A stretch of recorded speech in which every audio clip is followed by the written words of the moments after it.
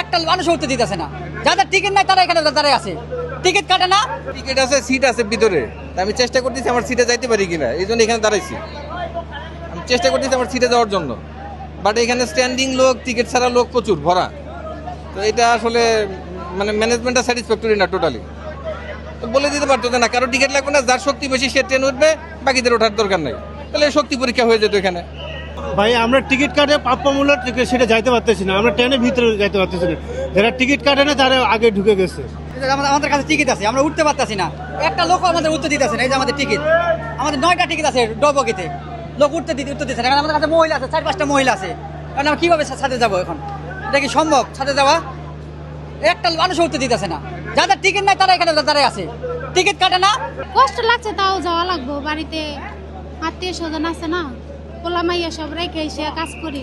বুঝতেছি যে আপনার অনিরাপদ, তারপরেও কিছু তো করার নাই। আমাদের যেই যোগাযোগ ব্যবস্থা, এখানে হাইওয়েতে 40 থেকে 50 কিলোমিটার জ্যাম।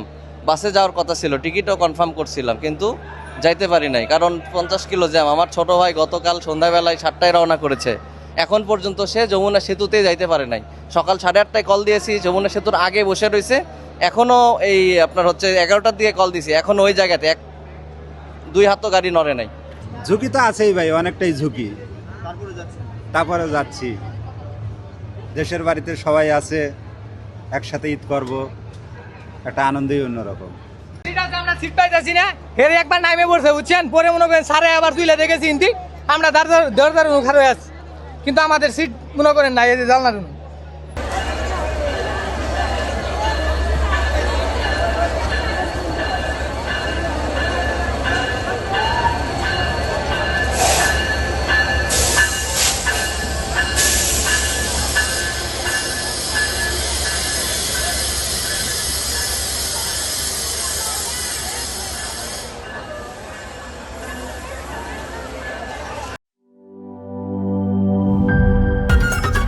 ঈদ লাগছে মনে, খুশির জোয়ার সবখানে। আরে ঈদ লাগছে মনে, বিকাশ পেমেন্ট সবখানে।